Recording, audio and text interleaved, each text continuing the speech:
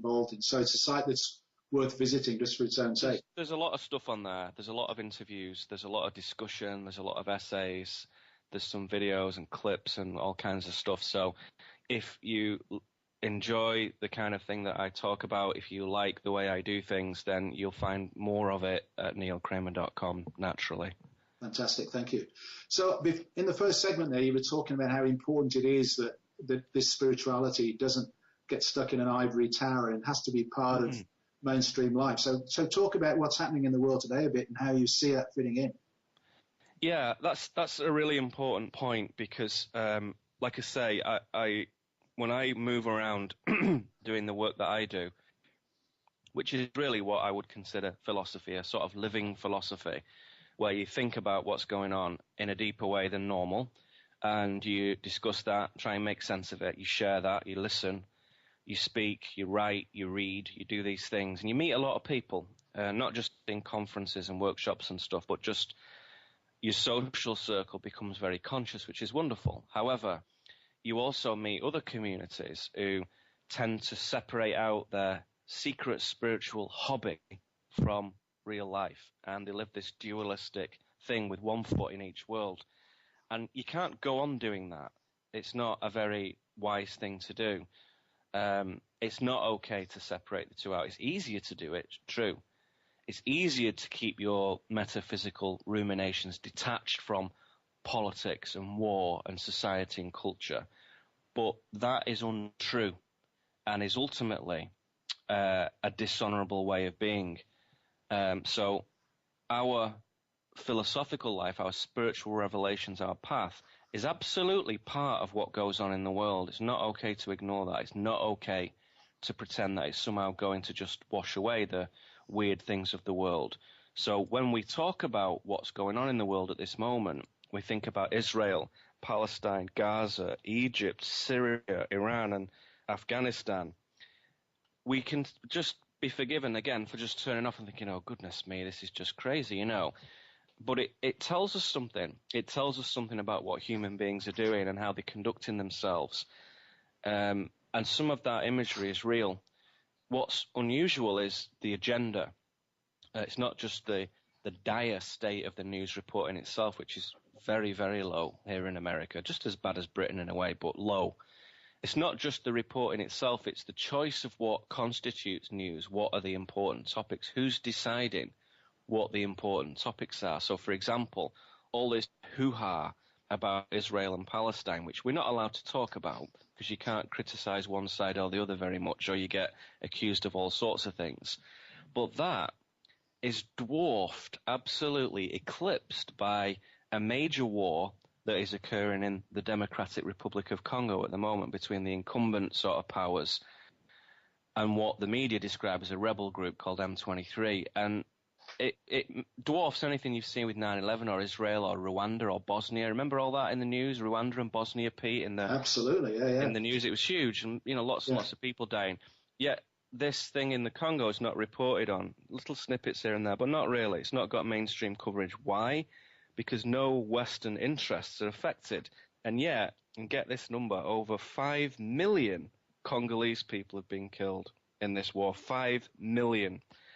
But that doesn't fit the media message. They'd rather talk about Syria and Egypt. They'd rather talk about paedophilia and bloody Jimmy Savile and the witch hunts that follow that, which have an interest and have some sort of conspiratorial relevance if you want to keep exploring that. And it does appear that this guy Savile was procuring sex for government and royalty, and that's the stink. It's not that he was such a weirdo or whatever. It's that he was doing things for other people, which is odd. And so all this funny stuff, to a large extent, is our disavowal of our spiritual development as a people. That's what's gotten us into this mess. And so sometimes we need to do a hard thing. We need to address topics like that are tricky, politically incorrect, and even some might say heretical, to talk about what is it that's going on in Israel? Why are Israel there? Why are the Jewish people in this little sliver of land in an Arab region? Why is that happening? Why do people procure sex? Is it Satanism? Is it personal sexual needs? Why paedophilia? It's as relevant to ask that from a spiritual, philosophical aspect as it is to explore levitation or telepathy or the cosmology of what's coming in the future. It's relevant to ask what's here right now in front of us, and we need to address those things. And it's a powerful and important thing to observe and proclaim how things are, not how we'd like them to be or how the media paints them, but actually how they are, the world as it is.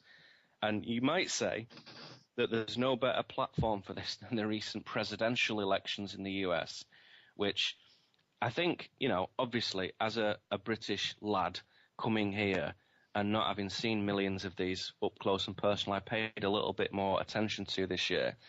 And I would say that, first and foremost, what an extraordinary amount of bias there is in the media towards Obama, pro-Obama bias from CNN, MSNBC, NPR, BBC in particular.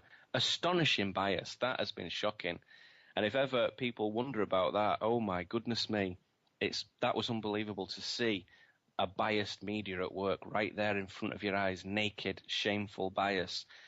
And it is strange, I don't know what you think about this, Pete, to see the sort of enormous ignorance of all the people who believe in Obama, because for me, it's echoes of Tony Blair, really, where you got sick of this ridiculous Republican conservative agenda, the Bush era. And we had a similar thing with all Tory sleaze. Do you remember that, Pete? I do, yeah, absolutely. Endless stupidity and old boys school, just awfulness. And Tony Blair looked like a breath of fresh air. And we've seen the rise and fall of what looks like progressive, democratic, liberal politics before in Britain. And I cannot help but think that not far beneath the surface, actually, there's a very focused agenda to implement socialism into the minds of Americans through Obama. And it is slowly but surely removing the long-held healthy paradigm of self-reliance, and it is increasing big government and extending the reach of the authorities into people's lives. And it's transparently doing away with an economy, a whole economy, with really sort of flagrant disregard for future generations. So when I see that happening, not what people say they're going to do, but what they're actually doing, and then I see this eloquent, urbane, sophisticated man stand up and say the opposite, wonderful things he says, I just think, hang on a second, there's a massive disconnect here. And in a way, it's almost like a rerun of the sort of sickening re-election of George W. Bush for his second term. This is the same thing. In fact, I think it's worse. And it is a tragedy for personal freedom and self-determination and privacy and liberty. Obama seems to be breeding a sense of dependency and of a mindset of enslavement and addiction to handouts, and continues to push this mirage of healthcare at the expense of everything else, really. And again, if we think of Britain, our parallel to that, our famous British National Health Service, right? And that is falling apart now because people have been routinely abusing it for the last few decades, so it can no longer support the British people who need it because it's overextended itself. So economic migrants from all over the globe have swamped it. And that's just a neutral statement. And that's starting to happen in the US as well, even before affordable healthcare has even got any sort of real foothold. So I think that this man, Barack Hussein Obama, will go down as one of the worst things that's happened to America. And he's aggressively removing the whole principle of a republic and of something that was aiming to be better than the elitist European nightmare of the 18th century. And he's doing something very odd. And it's not the man. It's not that there's an evil genius trying to take down America. He has his own idea that he's doing something good. But he was chosen because of his miscalculated desire to introduce socialist philosophy into what is essentially a country that is the opposite of that.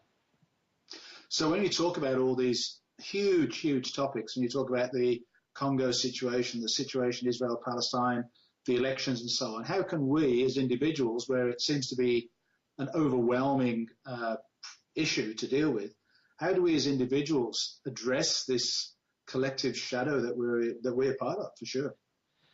Well, you have to do two things. One is you have to start speaking the truth, and the truth right now is kind of like ugly, quite frankly.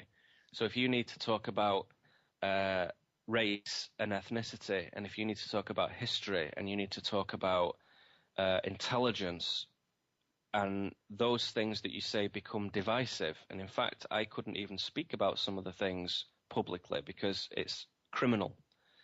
That's where we're at. So some of the true things that we need to say to discuss the solutions to some of the difficult political situations we find ourselves in, we're not allowed to have those discussions publicly at the moment, which sounds crazy to some people because, that's the First Amendment, right?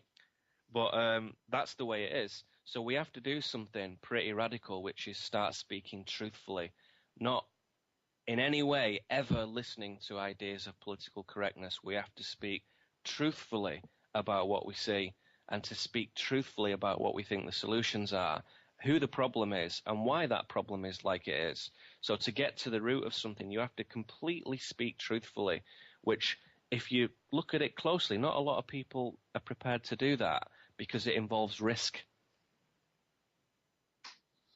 And you said, and the second thing we have to do? Well, you could say once you start to speak the truth, then you have to start embody it in your own life. So you can't just say it at this nice ideal. You have to actually do it. You have to live it, which means that you have to practice that in your own life. And that, the irony of it is, the more you practice truth in your own life, in your own domestic affairs, in your own social affairs, in your own philosophy, the deeper you can see into the rest of the world. So the truer you act as a man or a woman, the truer you can see the resolution of any situation, or the true appearance and the true root of any situation. So if you are true in yourself, you're going to see the truth of what's happening in Israel and Palestine and Gaza and whatnot easier than if you look at the seemingly unsolvable problem that CNN and BBC present. So Neil, we're coming up to our second break, so we'll take that now. Peter Tongue for Awakening to Conscious Co-Creation. Welcome back to Awakening to Conscious Co-Creation with your host, Peter Tongue. I'd like to thank my sponsors for this 13-week series of shows. GaiamTV.com, a internet video library devoted to supporting your awakening journey with some wonderful original interviews with some great visionaries. There is a banner on the host page for a 10-day free trial with Gaiam TV, GaiamTV.com. I have with me today Neil Kramer, and in the second section, Neil, you took us down into the shadow side there a little bit. And so let's talk a little bit about, let's come back on the American situation, and how that is potentially redeemable. Well, yeah, and it's funny that, I assume people are going to listen to the Seventh Wave and Awakening to Conscious Co-Creation to get a bit of juice and to feel light and to feel uplifted and to be taken away from things for a minute. And they think, oh, no, here's this British guy who takes them right back into the darkness again. If somebody feels like that, examine why it is you feel like that. Ask yourself the question, why is it funny to talk about politics and the military and war? Why is that somehow different to talking about nice things, and why do you feel the way you do? What does that dissonance arise from? So I would just suggest that people do that. And I would also say that there is something different about America that is not possible to see when you don't live here. So I've observed America like most British people for most of my life, and the media and the culture infuses itself into Britain and Europe, as it does indeed everywhere else in the world. But having lived here now for a few years, you learn some things about it. And one of the things I've learned is that this constitution that the Americans have is something valuable and something worthwhile. It's not perfect. It's kind of distorted a little bit. There were some funny ideas about it even when it was first laid down. And yet it's better than nothing. And it serves a purpose. And I wish Britain had one. I wish England had one. So I feel a strange personal twinge, shall we say, when I see that getting eroded. So that First Amendment that they have, the freedom of speech,